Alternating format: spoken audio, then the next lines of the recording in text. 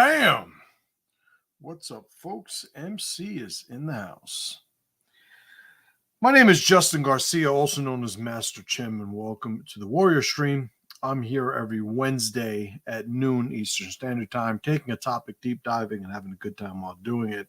Appreciate you guys hanging out with me every week when I do host this show. And before we get into it today, let's cover some housekeeping. So, number one, if you're not getting my emails, the Master Chim letter is a daily email newsletter that I send out. It's absolutely free. And if you're not getting it, you should go to masterchim.com and sign up for that. I usually take a lot more liberty with my self-expression in my emails because I'm not bound by a lot of the filters and algorithms of social media. Not that emails don't have their hurdles these days, but it is definitely a source of some more insights on some of the things that I like talking about. Aside from that, there's a bunch of relevant links in the description. Right now, I'm streaming on my YouTube channel. I'm also streaming a couple of Facebook pages and on X. So relevant links in the descriptions where those things are. So that being said, let's see who's here right now. We got my man Jesse. Jesse, what's going on, brother man? Good to see you. Corey, what's up? And we got Cassettis in the house. My man Judge Cohen, what's up, brother man? Good to see you. All right. A lot of the regulars are here. Frank the Killer, what's going on, brother man? Good to see you.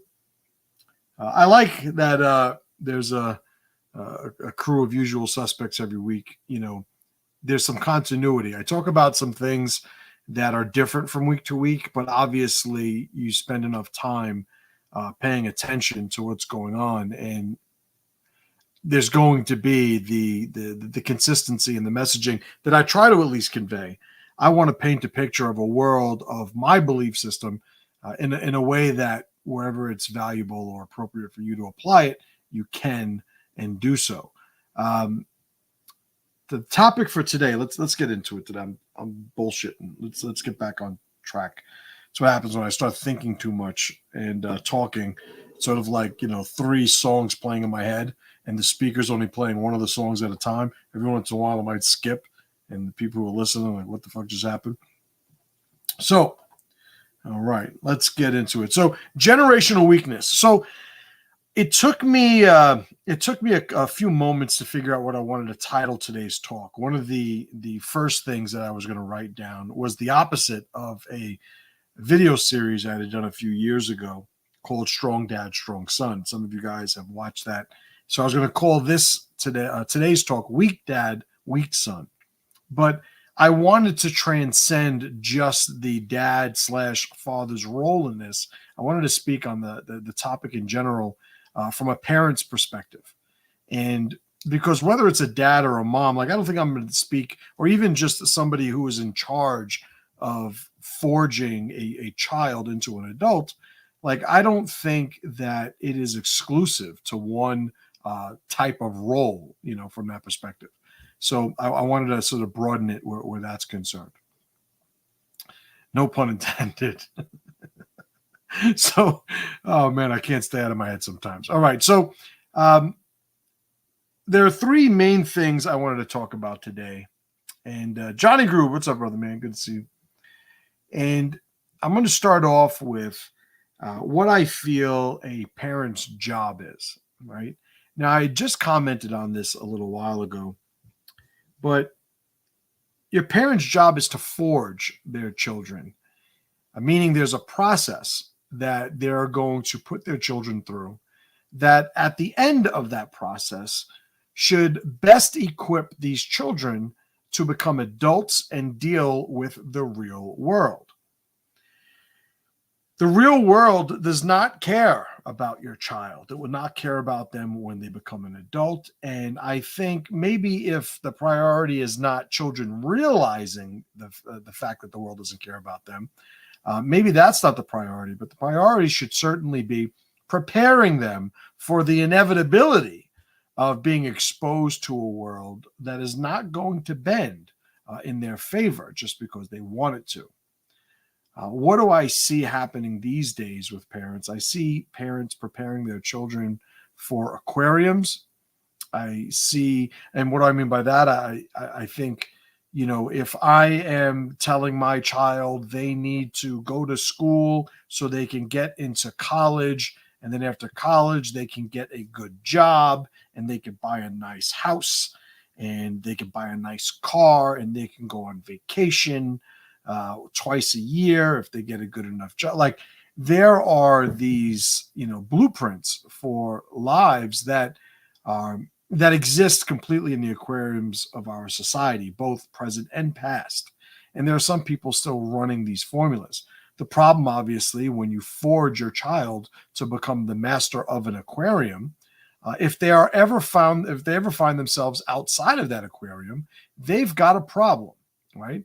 Now, the way society is, and as strong as society is, you could have people that spend an entire lifetime inside an aquarium without ever being exposed to the world or the reality that exists outside of it. And you know what? Good on you if that happens to be the case. I, for one, think so much of a person's individual philosophy should be connected to the natural world. And I don't mean walks in the park, walks in the forest, or like, you could certainly do that. I do it quite often myself. But it's really, how do I best prepare myself for reality that is not sort of operating on the, with the entitlements that a modern society provides, right? And to the best of my ability, I look every day to forge myself to become more formidable in those types of circumstances.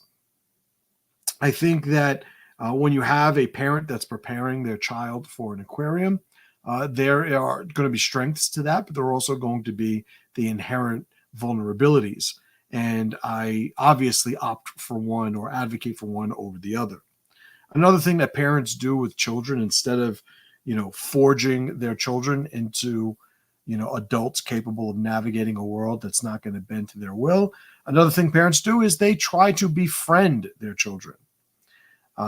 At some point, life has so much surplus, both in resources and opportunities, but maybe even time, that parents have designed the idea that, they're supposed to be buddies with their children.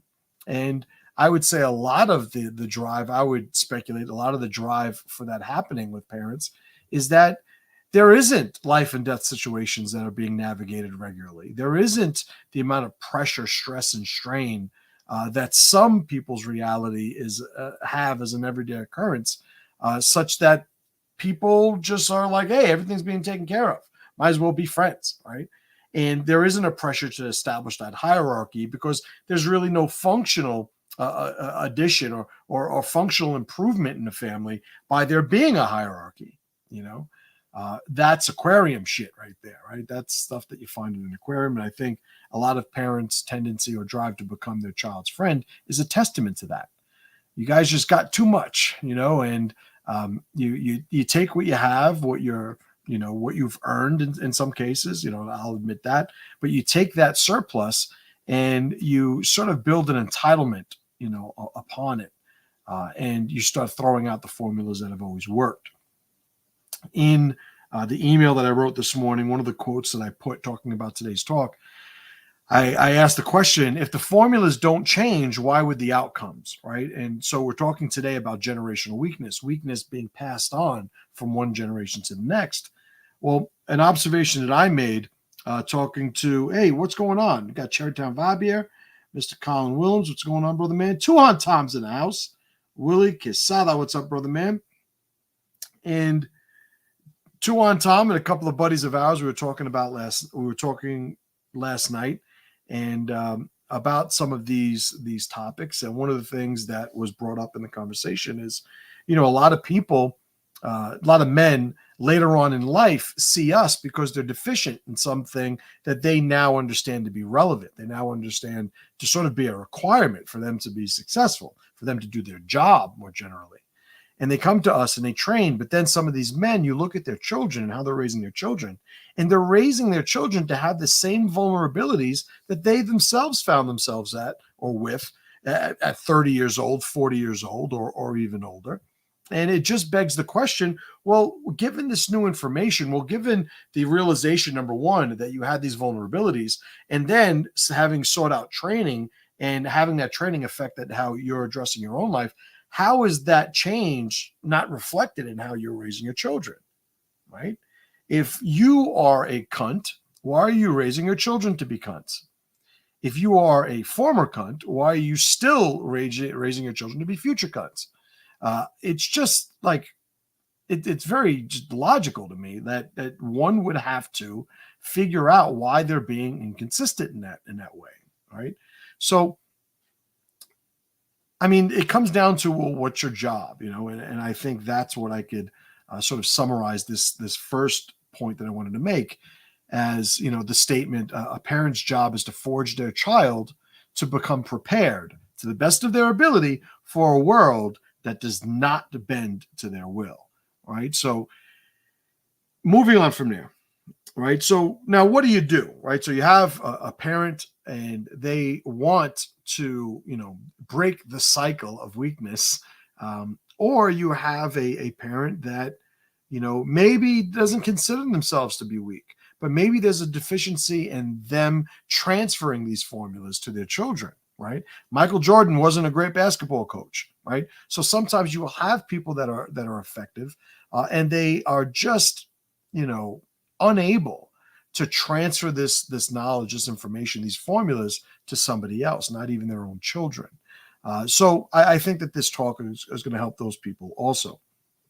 It also gives everybody the opportunity to say that they're not weak. They just don't know how to transfer their strength, right? So I'll give you guys an out if you want it. But I think first and foremost, there's two ways, there's two approaches, I would say, that a parent should be taking. Ideally, both. But one or the other, it's better than none, right? And the first model of making sure that there is not this perennial weakness, this generational weakness, is modeling strong behavior. You want to be the example of what you want your children to emulate. You are going to be a model, literally a role model for your children. If you are somebody who is uneducated and you want your children to be educated, understand that you're not going to be able to leverage this modeling technique. I would say that it is never going to be, I use never in context, but I would not advise, nor do I anticipate it being productive if a parent does what I see so many parents do. I'm only going to advocate for those things that I can model, right? So if you have a parent that smokes cigarettes, they're going to tell their children there's nothing wrong with smoking cigarettes, lest their children be more developed or stronger than they are. And some parents are small thinkers like that. And I would say weak parents like that. I, for one, right from the beginning of my wife and I having children, I want every single one of my children to be better than me in every way that I would measure that metric. That's the goal. So to get them moving in the right direction, I do my best to model the behavior. I am certainly not perfect, but that is a strategy and a technique that I look to display and use. How does this manifest itself? There are times where let me think of some good examples. I've always exercised, or I've always lifted weights. I've made sure that I have my children with me, or now they pretty much self-sustain when it comes to exercise. But in the beginning of having to build a relationship with working out and exercising, I was the one who had them with me and would demonstrate how important this was in my life. So it would be something that I'd model. That being said, any one of my children could become more developed in any area that I've ever showed them when it comes to lifting weights, or obviously the martial arts. All my kids train in martial arts. They might become, or the intention is for them to become better martial artists than I ever was. But when they start out, they're below me. So I could at least start to model that. So as they grow from being below, they could eventually move in a trajectory that brings them above me in development in that given area. So I think the first way to deal with that is definitely modeling the behavior. Before I get to the second, let's see. We got some comments here. You're on Saxa. What's up, Donald? Good to see you. 12 pack. What up? 2 on Tom says the main reason people can't transfer formulas at which they excel, is because they're selfish. They're completely self-focused, right? And, I agree, obviously. And I would say in my experience, I see a lot of people that cannot separate themselves from their formulas. So it's sort of like, yeah, you want to do this as well as I do it. Good luck being me. And I think there is a lot of ego, a lot of insecurity attached to that. I think when we're open-minded enough to look at our successful formulas and less than successful formulas pragmatically, we have a much easier time separating these things. If anything that we're good at right now, there was a time we were not good at it. And the process that we use to go from A to B, the transformative process, we should be able to articulate that once we've opened ourselves up to be able to explore that it exists or operate on the assumption that it exists. There is a way that I learned how to get better at this. Let me find it, in other words, right? Cassettis writes, some parents just don't do what I do and continue to demonstrate their weakness in front of their kids. Right. And it's the whole, do as I say, not as I do. I think parents need to realize, first and foremost, that what they do will always be more powerful than what they say. What they say is an abstraction. It requires an abstract ability to filter and process the information. What they do is as simple as it gets in terms of understanding what it is that they're being exposed to. Showing them how to do it will always be more effective than explaining them how to do it or telling them what to do. And I mean, this at some point, it's just when it comes down to the value of a parent, it's like, do you want to be right or do you want to be effective? Do you want to win or do you want to succeed in raising your children? Right. And you'll have a lot of parents that they're so insecure that they need their children to sort of bolster, to enhance their own feeling of self-worth. And I mean, I don't think I even need to get into the details of, why that's so selfish and why that's so, I would say, ineffective as a parenting model, because it means the next generation is less than this one. And we should, at a minimum, be looking to improve or grow or increase power from one generation to the next. So operating under the assumption or the presumption that my children are going to be stronger than me, at least makes me sort of it justifies what I'm doing with that assumption that every generation should be stronger, right? So that being said, let's absolutely. 2 on Tom says many times they compete with their children or live vicariously through them, right? There are a lot of parents who see their kids as competition. And you could only see your children as competition if you are so insecure that another individual in your social circle has to first sort of pass some sort of test or assessment, to indicate whether or not they are competition. My children are not my competition. My children are an opportunity for me to forge them into stronger individuals, to prepare them for the real world. I would love, as adults, to have my children's friendship in whatever capacity a parent could have that with their child. But that is not ever a variable or an aspect of our relationship that I consider when it comes to parenting. I will say what needs to be said. I will do what needs to be done. My favorable reputation from a friendship perspective, when it comes to my kids, that's not something that I really consider, Living vicariously through your children. You see this, I've run a martial arts school for 20 years. I've coached Little League before. These parents that are losing their minds when their children are competing, or the parents have this plan for where their children's going to go or what their child's going to do, and they themselves have either never done this or they did it and can no longer do it, and they're not over that. You see it all the time. I think one of the best stories I ever heard on how I would say is an example of doing it right. A couple of years ago, I was able to interview Carrie Colat, the wrestler. And Carrie was introduced to wrestling by his dad, who was not a wrestler. And remembering the interview, he said that his dad was like looking at books on how to do certain techniques and looking to transfer that to Carrie. And that is what parenting is.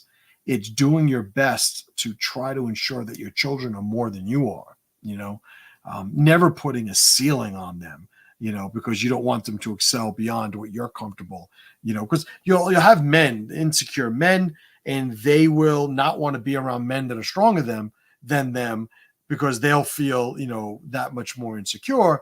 And they will apply that limitation to how they raise their children. They will make sure their children are just below them. And obviously, I think I would assume it's logical that that's not a successful formula for creating strong men and women, right? So I talked about modeling behavior as being the ideal tool that parents have to break the cycle of weakness. In other words, show strong rituals, emulate, display a strong identity. Allow your children to see that and model it themselves when developing their own sense of relationship with the world, right? The second one is one that I would say every parent could do. The first one, not every parent can do, but the second one, if done, aggressively, effectively, consistency, can make up a lot of the ground lost by a parent not being able to model the behavior. And the second one is conditioning. It's conditioning. And when I say conditioning, I mean it in a sort of maybe operant conditioning perspective, where it's incentivize the things that you want them to do, disincentivize or punish the things that you don't want them to do, reward good behavior, punish bad behavior, allow them to understand what it is that they're doing, why they're making these connections, or why you're asking them to do these individual rituals or whatever it is that you have your child doing. Explain to them why this is valuable, and then incentivize and reward when they actually do it. And in the opposite direction, once your child understands what the right thing to do, could be the preferred thing, but the right thing to do, once they understand what that is, you can then introduce a disincentivization, a punishment for not doing it, not complying. And by conditioning their behavior, it gives you access to the process of helping mold and forge them into the people you feel that they should begin their life as, right? And I say it that way because ultimately our job is to prepare them to be self-sufficient. And then if we're fortunate, I would say, we could sort of stay on as a consultant as time goes on. But we're the one in charge in the beginning, right? So if we can't show them how to do it ourselves, we can at least introduce them to the system and then condition them to comply, right? What are examples of this? I don't know, maybe somebody who's never been in good physical health. Maybe they're physically handicapped and they have a child who they don't want to get fat.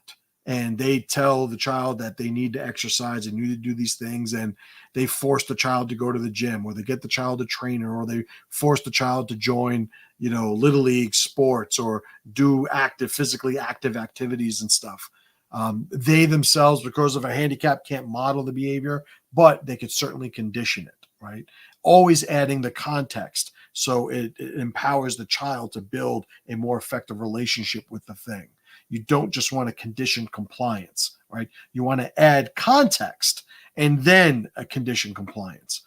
Without that context, though, you're really just teaching them to follow orders, right? Which is obviously there's a limit to the amount of development a child's going to have following that method when it comes to developing themselves as individuals.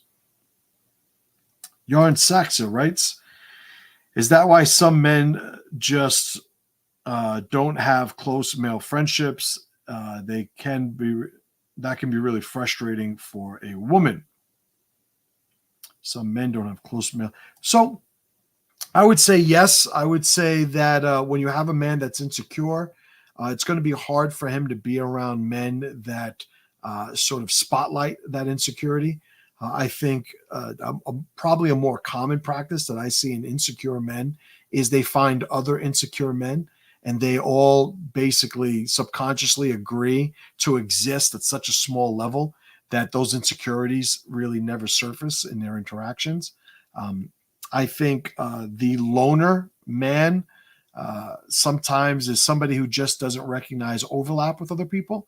And I would say that that might not be an insecurity thing. It might just be the rituals that he is using to pursue his own goals. He just doesn't seem to share with his peers. I remember, I'll give you an example. When I started training jujitsu, any friend that I had socially, I tried to get them into jujitsu, but there was a certain point where it's like, listen, I'm not hanging out. If you want to hang out with me, it'll be on the mats at the jujitsu school. Um, and that would be an example, I would say, of just the pursuit of my own mission at the time didn't overlap with anybody that was in my social circle at the time, right? And I think there's a point where even in business, I run a mastermind group, and I run a mastermind group with people from a bunch of different industries. We have an HVAC engineer, a plumber, a chiropractor, a school owner, a consultant. We have real estate investors. We have a bunch of different industries represented. And one of the things we all have in common is the need for each other's interaction, right? It's like in our own worlds, we're the lone wolves sometimes. And one of the reasons I always found value in hosting and managing these mastermind groups is because it is a place where guys could find overlap in their peers that may not exist in the real world, you know. Tuan Tom says a lot of parents would be improved by learning how to train dogs, you know, and it's one of those things. I've had multiple dog trainers on my podcasts over the years. When I first learned about operant conditioning, it was in the context of animal behavior and dog training. I consider myself a hobbyist, an amateur dog trainer. I've worked with my dogs to various levels over the years. I've worked with some incredible dog trainers also. And one of the things that has always enamored me with the process of dog training is just how simplified a causal sort of relationship you have with modifying behavior that absolutely transcends into how a parent should be managing the upbringing of their children. It comes down to behavior. You know, I'm somebody who it's very hard for me to be around kids that aren't disciplined, you know, and I don't mean little soldiers, you know, like little fucking robotic, you know, do what you say, whatever you say type kids. I mean kids that just understand their place, you know, in a social scenario. I've always gotten over the years, and this hasn't been with any direct intent, but I've always gotten over the years wherever I bring my children. It's very common for people to comment, "Man, your children are so well behaved." I think it's becoming less impressive now because they're all getting older. But I would have kids from 10 to newborn who they just know how to act. Maybe not the newborn, okay, but the children understand manners. They understand yes, please, thank you. They wait their turn. We would go to the diner. The kids are going to order for themselves. They're not going to have us order from them. They're going to say thank you when the waiter or waitress brings their food. There's just a minimal functional sort of level of discipline, I think, that occurs. And a lot of when I help people who ask me, to help, modify how the behavior of their children, I'd be hard pressed to give them advice that I couldn't just as easily see in a dog training environment, because it's manipulating behavior. That's what it is, My man Ryan down in Mexico.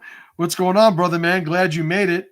Unless some Mexican killed you and is using your computer. But hope all is well.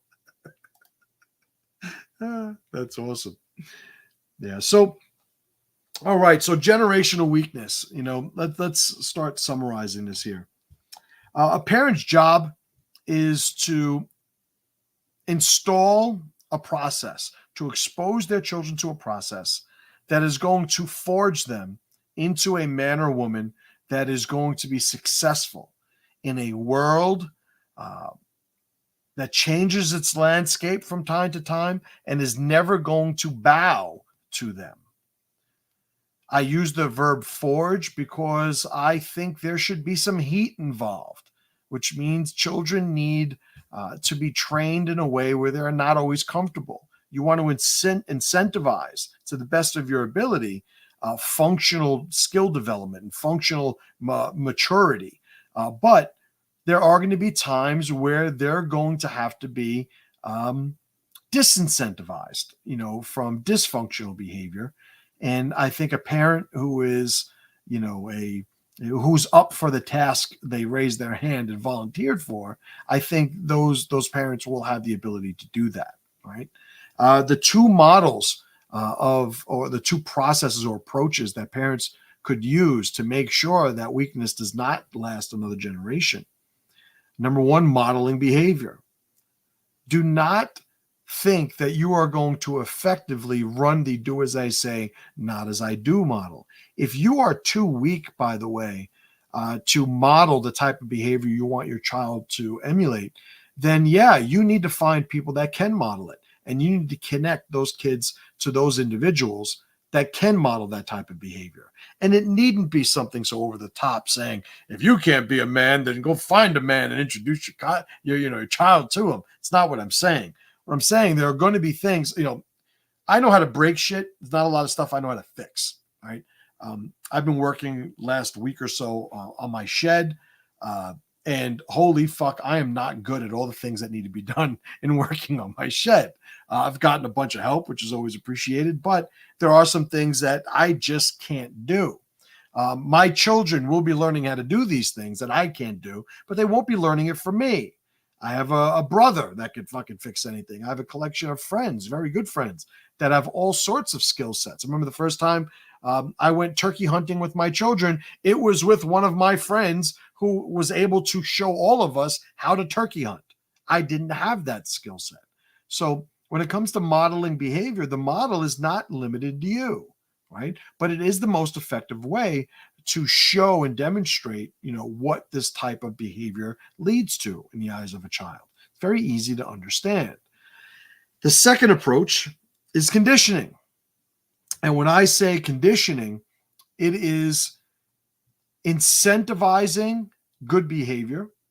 It is disincentivizing bad behavior, rewarding good behavior, punishing bad behavior. But at the beginning of any given, behavior that we would be assessing, adding context so that your children are building a relationship with the skill set that they're becoming more proficient in.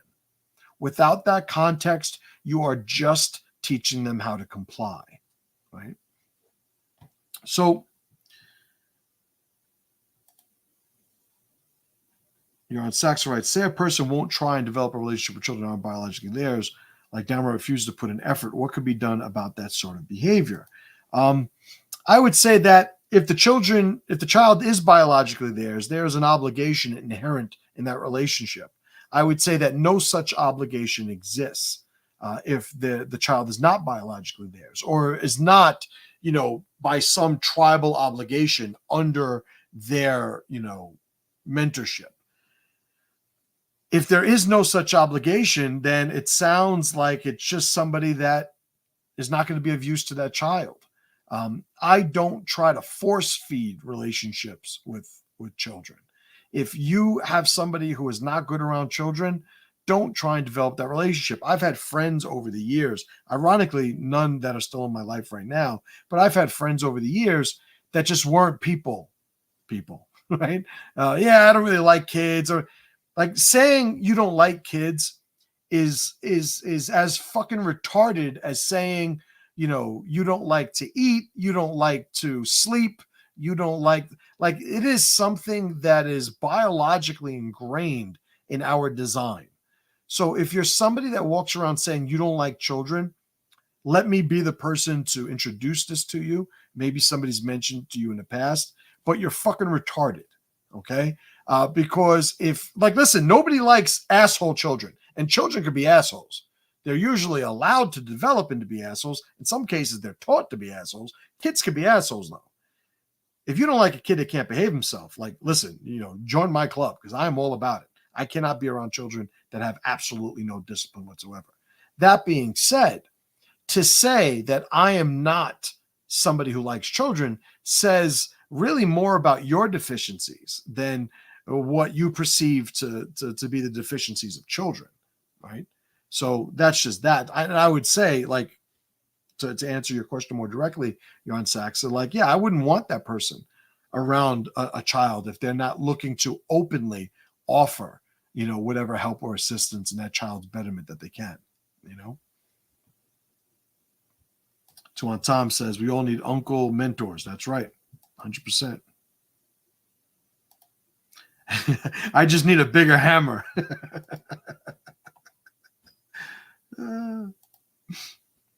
Cherrytown Vibe writes, in terms of fixing the shed and hunting, it also shows your children how to ask for help with certainty and without shame. That's, what's a great point, brother, and I'm glad you brought it up. I'm somebody who very much believes in expressing deficiency where it exists, because that is always going to be the first step towards resolving the deficiency, eliminating the deficiency. Concurrent with that is I've always, and I've spoken about this on past talks, I've always invested in my children becoming good students. Now, I have a high bar, right, when it comes to my personal standards. Are my children good students now? I would say no. But that would be according to my standards. Are my children better students than 99% of the children I meet? Yes. Are they good students yet? No.